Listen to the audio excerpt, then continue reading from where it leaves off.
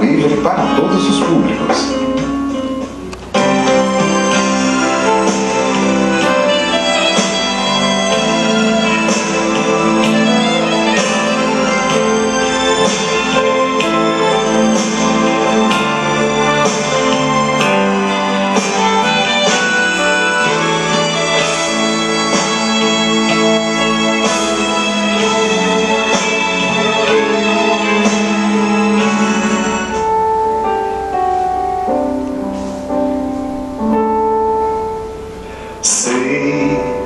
Que confiam no Senhor revigoram suas forças se renovam.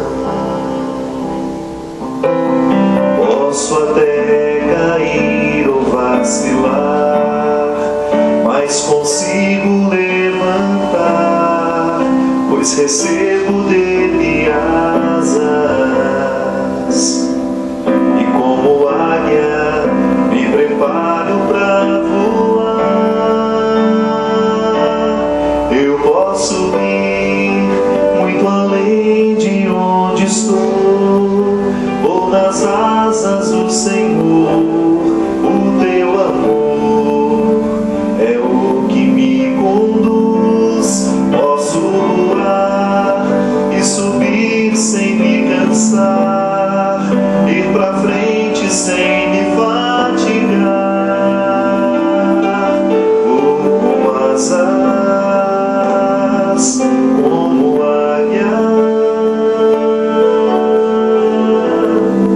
pois confio no Senhor.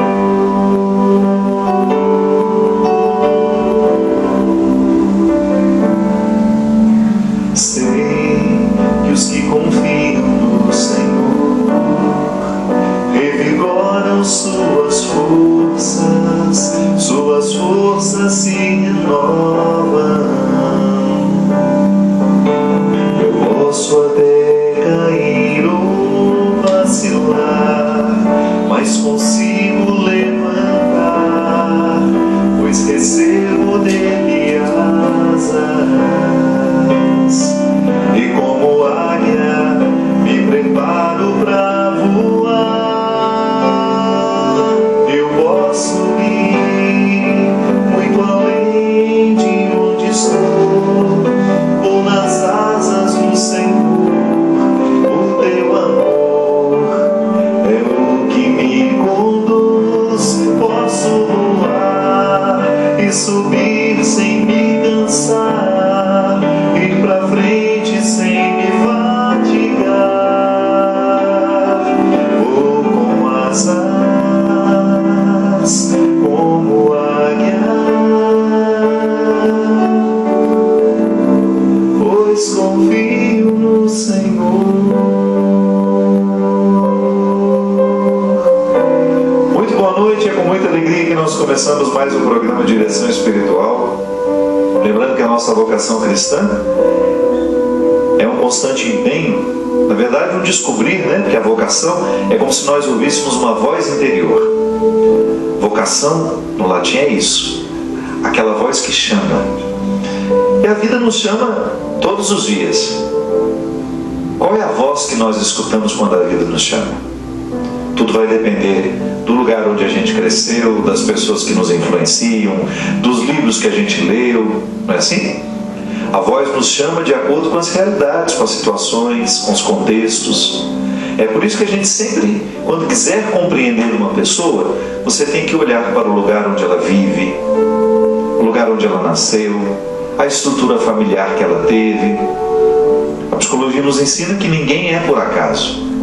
Então nós escutamos a voz que está internalizada em nós. É claro que eu não estou falando aqui de uma vocação mística, quando nós descobrimos quem somos e o que devemos fazer com aquilo que somos. No meu caso, que decidi ser padre, ouvi desde criança que Deus nos chama a uma determinada missão específica. Estou falando dessa vocação à vida. É uma voz que nos chama com vozes diferenciadas. A voz que me chama, a voz que chama o Christian, a voz que chama você, eu não sei qual é. Tudo vai depender do nosso contexto. de quais são as situações que nos influenciam, quais são as pessoas que têm uma autoridade sobre nós. Eu sempre gosto de falar isso. Nós obedecemos sem nenhum esforço àquelas realidades, àquelas pessoas que possuem uma autoridade afetiva sobre nós. O que é autoridade afetiva? É aquela voz que tem o poder de mover as nossas emoções. E é diferente da voz que move a nossa razão, por exemplo. Às vezes você pode ter o conhecimento de uma determinada realidade, de uma lei, e você não ser capaz de obedecê-la, mesmo que racionalmente você tenha internalizado aquele conhecimento. Gosto de dar um exemplo muito simples. Você olha para um jardim e lá está escrito uma placa: proibido pisar na grama. Se o jardim não é seu, se não foi cuidado por você, e se nos falta cidadania, a gente olha para o lado, olha para o outro, não tem ninguém vigiando, a gente passa em cima. Agora, se o jardim é nosso, se é cultivado por nós, se estabelecemos com ele uma relação de amor e de afeto, essa lei, essa autoridade afetiva do jardim sobre nós é o suficiente para que a gente não pise, para que a gente não transgrida essa regra. Autoridade afetiva são todas as situações, pessoas que movem os nossos afetos. Então são situações que mobilizam aquilo que a gente sabe de cor, que sabe de coração. É tão interessante isso, né? O que é saber de cor? É saber com o coração. Tudo aquilo que nos move interiormente, que tem uma autoridade afetiva sobre nós, é a voz que nos chama para viver. E é por isso que todos os dias, de manhã, quando a gente acorda, a gente precisa ouvir sim essa voz da vida nos chamar. O pai, porque sabe que os filhos precisam dele, levanta para ir trabalhar, e mesmo que seja duro aquele dia de trabalho, ele tem um objetivo. Ele precisa cuidar de algumas pessoas que ainda dependem dele. É a voz que chama, é a voz que conclama para que a vida continue acontecendo naquela pessoa. Então, quando nós temos motivos, quando nós estamos bem motivados, quando não nos faltam razões, a gente levanta, por mais difícil que seja a vida, e vai cuidar de tudo, porque ela está me chamando. Então, quando nós dizemos que essa música ela está intimamente ligada à vocação cristã, nós estamos falando justamente daquelas realidades que nos chamam a buscar uma realidade que nós ainda não alcançamos. E que São Paulo fala de maneira muito sofisticada do ponto de vista intelectual, do ponto de vista literário, mas ao mesmo tempo é muito simples. É muito simples porque ele faz com que a gente descubra que todo cristão tem uma meta a alcançar. Da mesma maneira como você tem metas lá na sua empresa, tem gente que tem metas de venda na loja que trabalha, né? Tem gente que tem metas no banco onde trabalha. Eu preciso alcançar aquela meta. São Paulo nos propõe uma meta. Se ressuscitastes com Cristo, buscai as coisas do alto, onde Cristo está entronizado à direita de Deus. Cuidai das coisas do alto, não do que é da terra, pois morrestes e a vossa vida está escondida com Cristo em Deus. Quando Cristo vossa vida se manifestar, então vós também sereis manifestados com Ele, cheios de glória. Portanto, mortificai os vossos membros. Isto é, o que em vós pertence à terra, imoralidade sexual, impureza, paixão, maus desejos, especialmente a ganância, que é uma idolatria. Estas coisas é que provocam a ira de Deus. Foi assim que vós também procedestes outrora, quando vivias nessas desordens. Agora, porém, rejeitai tudo isto: ira, furor, malvadeza, ultrajes, e não saia de vossa boca nenhuma palavra indecente. Também não mintais uns aos outros, pois já vos despojastes do homem velho e da sua maneira de agir, e vos revestistes do homem novo, o qual vai sendo sempre renovado à imagem do seu Criador, a fim de alcançar um conhecimento cada vez mais perfeito. Bonito demais isso, né? Ao mesmo tempo que é bonito, é também muito difícil de viver. Talvez o encanto da palavra esteja aí. em nos propor valores que nós ainda não alcançamos. São Paulo, ele fala de maneira muito concreta de todos os vícios humanos, né, que porventura possam ofuscar a vida de Deus em nós. A vida de Deus em nós, que todos nós temos, isso é, esse sopro inaugural que nos faz ser quem a gente é. Deus não nega a ninguém. Deus dá a mim, Deus dá ao Papa da mesma maneira como dá ao bandido que matou uma pessoa hoje. Ele não retira o sopro inaugural, que é isso que nos sustenta, que nos dá dignidade, que faz ser quem a gente é. Deus não deixa de dar nunca a nós. Ele não muda de ideia em relação ao amor que ele sente pela criatura. Não é assim que funciona? Agora, essa vida precisa ser manifestada porque é o meu trabalho do dia a dia. É o seu trabalho. Fazer com que este sopro que nos foi dado fique transparente para o outro. Para que essa vida de Deus em nós não fique oculta. E o que pode ocultar a vida de Deus em nós? É o nosso jeito de ser. Eu sempre digo isso a Deus nas minhas orações. Eu sempre peço a Ele a graça de ser transparente, sabe? Para que eu tenha cada vez mais na minha vida condições de oferecer a Ele o meu corpo, o meu jeito de ser, o meu caráter, para que Ele possa agir através de tudo isso. Você parou para pensar aqui? Muitas vezes Deus não pode agir na história por causa do nosso mau caratismo. Deus muitas vezes não tem a oportunidade de agir na vida de uma família por causa da conduta daquela família. Porque ele não pode entrar quebrando as paredes e obrigando as pessoas a serem boas. Não, a bondade será sempre uma proposta. Deus não nos obriga a ser fiéis àquilo que a gente assumiu. Deus não nos obriga a amar. Agora, a partir do momento que eu permito que essa vocação, a essa bondade, a esse amor que está em mim, que está em você, seja cultivada de maneira responsável por nós, aí sim ele começa a ter um espaço maravilhoso na nossa vida, na nossa casa, no nosso ambiente de trabalho.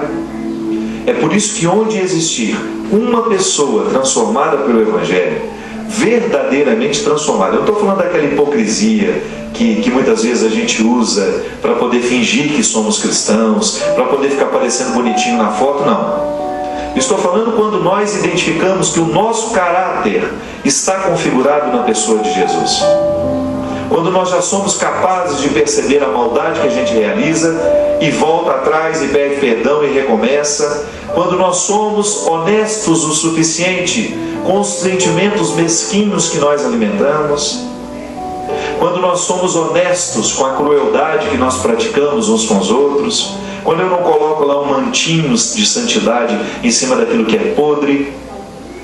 Quando nós somos honestos o suficiente, Deus tem uma oportunidade maravilhosa de transformar o mundo através de nós. Transforma o mundo através das nossas atitudes. Sabe, minha gente, eu fico pensando que hoje nós temos uma carência tão grande de gente honesta no mundo. E olha que nós nem estamos falando de religião não, viu? Estamos falando de valores humanos que a gente deveria aprender dentro de casa. Antes de sermos religiosos, nós já deveríamos ser honestos. Antes, ainda que eu fosse um ateu, eu não estou desobrigado da honestidade. É um valor humano, é uma questão cívica, é uma civilidade que nós precisamos exercer uns com os outros. É por isso que para mim, lá no Congresso Nacional, nós temos agora a bancada dos evangélicos, a bancada dos católicos, a bancada... Isso não faz diferença em nada se esses homens e mulheres não forem honestos. Porque eu posso dizer cristão e ser um safado. Vou usar do meu cristianismo como uma carcaça para lhe convencer na época das eleições e depois vou hipocritamente roubar os cofres públicos ou me ajuntar àqueles que são criminosos, àqueles que desviam dinheiro que deveria estar sendo aplicado na saúde, no saneamento básico das nossas cidades. Por isso que eu não fico nem um pouco enganado em período de eleição, quando eu vejo aquelas, eu sou o pastor fulano de tal, eu sou o padre fulano de tal. Claro, existem pastores e padres na política que são muito honestos. Graças a Deus o Evangelho está encarnado neles. Eu estou falando daqueles que se utilizam dessa carcaça cristã para poder buscar os seus interesses, para poder praticar as suas desonestidades, protegidos pelo mantinho que colocou de proteção, que não passa de uma hipocrisia. Aí Deus não tem oportunidade de agir nesses corações, e nem através desses corações. Se no Congresso Nacional nós tivesse uma bancada de ateus que prevalecesse lá, uma bancada que prevalecesse sobre todos os outros, e esses ateus fossem honestos e trabalhassem a partir de valores humanos como o valor da vida, a situação já estaria resolvida. Vai praticar as suas religiões, vai viver a sua experiência de Deus, e isso não nos fará diferença. Porque quando um ser humano assume os seus compromissos humanos, os valores que deveriam nortear a vida humana, como você não matar o seu irmão que está do lado, como você ser capaz de respeitar as regras de um condomínio onde você mora, porque você está preocupado em não prejudicar o silêncio do outro. E nesse tempo de desperdício de água, você não desperdiçar a água, porque você sabe que essa água pode faltar na torneira do seu irmão. De você não saquear os cofres públicos, porque você sabe que você não tem o direito de pegar aquilo que não é fruto do seu trabalho honesto. Aí sim o mundo seria muito melhor. Antes de sermos religiosos, nós somos humanos. Os nossos compromissos são morais, são éticos, são cívicos. E se nos falta essa perspectiva, minha gente, nós vamos cair no contexto dessas abominações aqui que São Paulo fala. Olha que São Paulo viveu há 2000 anos atrás e a sociedade sofria dos mesmos problemas. Nós falamos aqui, já falamos tantas vezes aqui, como nós estamos vivendo cada vez mais despregados dos valores que nos fazem buscar as coisas do alto. Tá bom, a religião nos ajuda, a religião nos motiva. Se eu sou cristão, eu estou duplamente comprometido com a honestidade, por exemplo.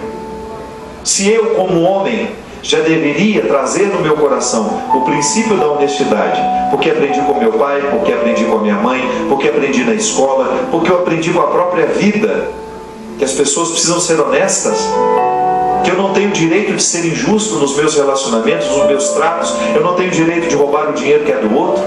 Se eu já sou assim porque sou humano, com valores que são humanos, muito mais quando eu assumo o cristianismo como uma proposta de vida. Por isso que essa hipocrisia que a gente vê lá no Congresso Nacional, aqueles corruptos que nós sabemos que são corruptos e que sempre que podem usam os nomes de suas religiões, isso é abominável. Isso é um câncer que deveria ser extirpado. É melhor, eu sou ateu e sou desonesto. Não aprendi com meu pai que eu não devo roubar o dinheiro do outro. Eu não aprendi com meu pai, ou então aprendi com meu pai e esqueci. Esses escândalos todos que nós estamos vendo aí, essas pessoas que estão até por aqui atoladas na corrupção deste país, uma vergonha. Falta cristianismo neste país? Ou nós não somos um dos países mais católicos do mundo?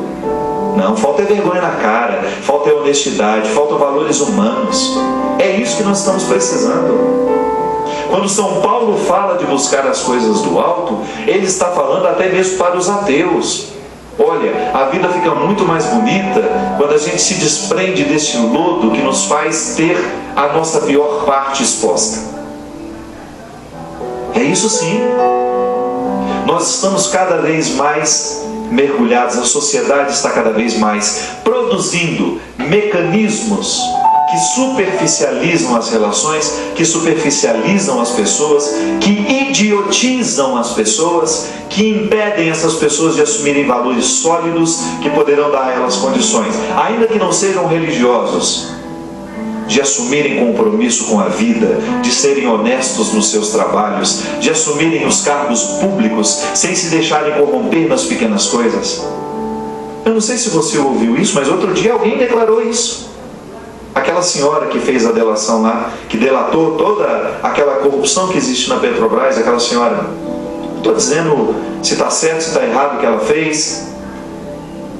Um comentário que ela fez que me deixou extremamente... A gente já sabe que é assim. No Brasil, tudo funciona a partir da propina. Do funcionário menor ali, que se deixa corromper. Lá no fórum, quando eu preciso de resolver uma situação, sabe o que eles fazem? Criam dificuldades para depois vender as facilidades. É assim que funciona o país. O que falta no nosso país? Falta cristianismo? Antes de faltar cristianismo, minha gente, volto a dizer, falta vergonha na cara, falta caráter, falta princípios que deveriam ter sido nos ensinados lá quando a gente era criança. Ou se nos ensinaram, a gente esqueceu ao longo da vida pela ganância, que é um dos pontos que São Paulo coloca aqui. A ganância realmente nos joga para baixo, porque quando eu sou ganancioso, quando eu penso muito no que o dinheiro pode me dar, eu sou capaz de desprezar o meu melhor amigo, eu sou capaz de enganá-lo para poder arrancar dele alguns poucos reais. O ganancioso, ele fica cego para a justiça.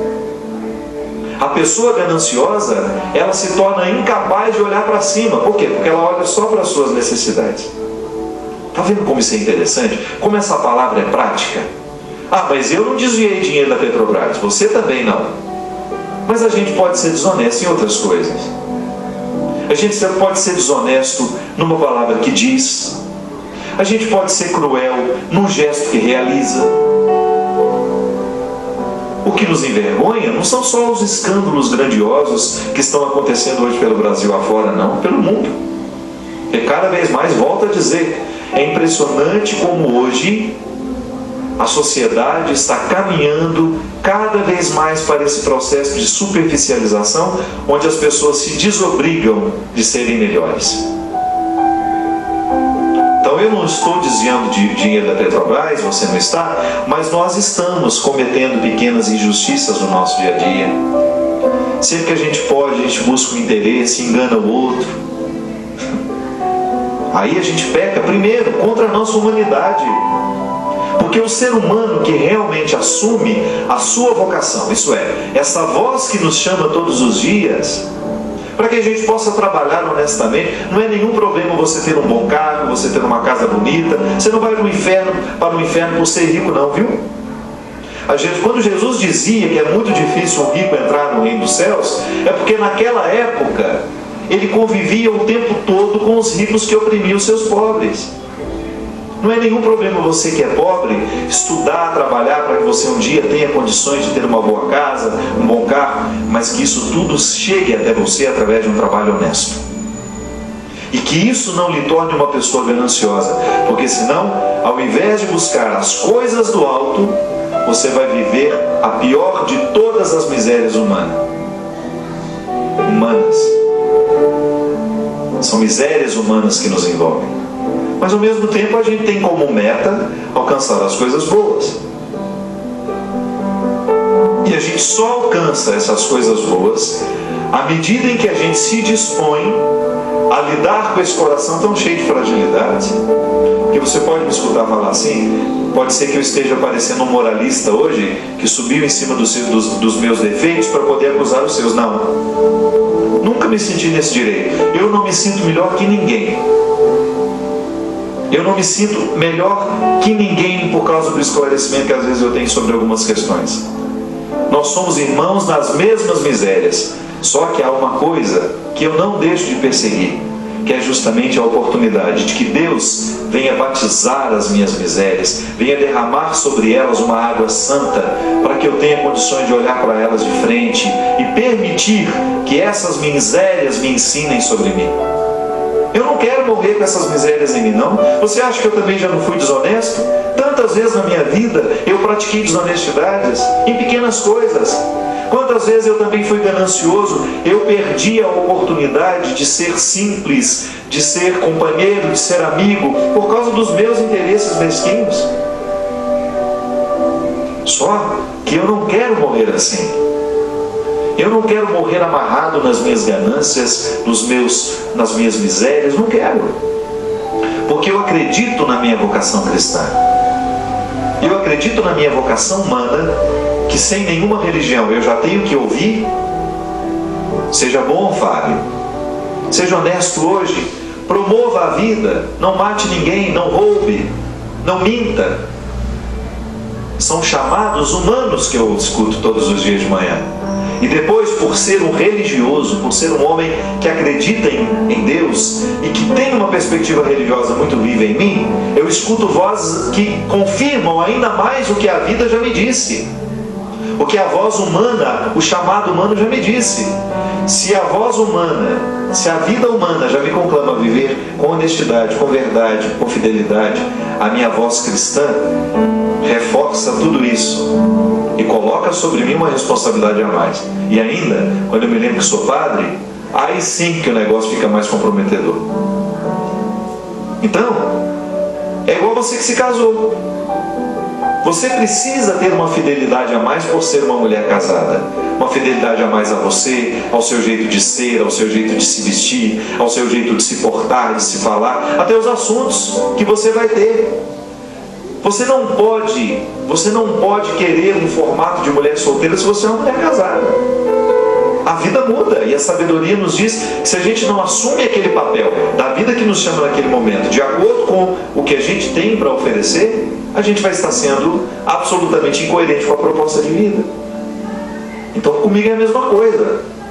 Ao ouvir a voz da vida que me chama, da minha vida cristã e da minha vida sacerdotal, eu tenho este pacote, essas três dimensões que me amarram ao compromisso de fazer com que cada vez mais a busca pelas coisas do alto esteja presente na minha vida o tempo todo diante dos meus olhos e que eu não deixe de perseguir isso em momento nenhum. Essa vocação é bonita. Por quê? Porque nos torna pessoas melhores. Acredite nisso. O seu cristianismo só pode lhe fazer bem. Busque as coisas do alto, se empenhe em fazer com que cada vez mais o seu coração esteja disposto a viver essa vocação e você vai ver quanta coisa boa vai acontecer com você e a partir de você. Nós vamos para um rápido intervalo e a gente volta já já com o programa Direção Espiritual.